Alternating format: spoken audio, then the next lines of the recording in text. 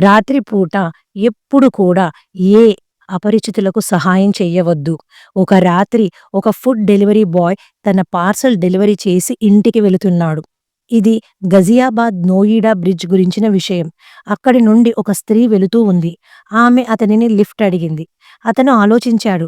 నిర్మానుష్యమైన road. ఒక స్త్రీకి సాయం చేద్దామని. అతను ఆమెను తన వెనుక కూర్చోబెట్టుకున్నాడు. వారు వెళుతున్నప్పుడు ఎదురుగా వచ్చే ట్రక్కులు మరియు వాహనాలలో ఉన్నవారు ఇతనిని విచిత్రంగా చూస్తున్నారు మరియు ఏదో చెప్పడానికి ప్రయత్నిస్తున్నారు. కానీ అతను వారు ఏమి చెప్తున్నారో అర్థం చేసుకోలేకపోయాడు.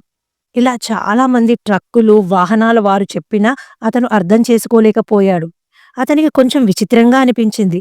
ఇంతలో ఒక సర్దార్జీ ట్రక్ తీసుకొని వచ్చాడు.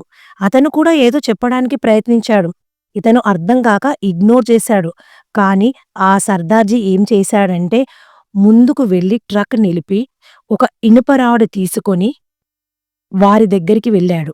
సర్దార్జీ అతని దగ్గరికి వచ్చి చేతిని పెట్టగానే అతను స్పృహ తప్పి పడిపోయాడు. కొంత సమయం తర్వాత అతను స్పృహలోకి వచ్చినప్పుడు అతను హాస్పిటల్‌లో ఉన్నాడు. హాస్పిటల్‌లో మేలుకొన్న తర్వాత అతను గమనించాడు. అతని భుజంలో చాలా నొప్పిగా ఉంది మరియు పూర్తిగా కట్టబడి ఉంది. సర్దార్జీని ఏమి జరిగింది అని అడిగినప్పుడు సర్దార్జీ చెప్పాడు, "నీ వెనుక కూర్చున్న స్త్రీ నీ భుజాన్ని తినేస్తుంది. ఈ ట్రక్కుల వారంతా నీకు చెప్పడానికి ప్రయత్నిస్తున్నారు. కానీ నువ్వు ఆమె వశంలో ఉన్నావు. అందుకే నీకు ఏమీ తెలియలేదు. దీని గురించి మీరేమనుకుంటున్నారు?"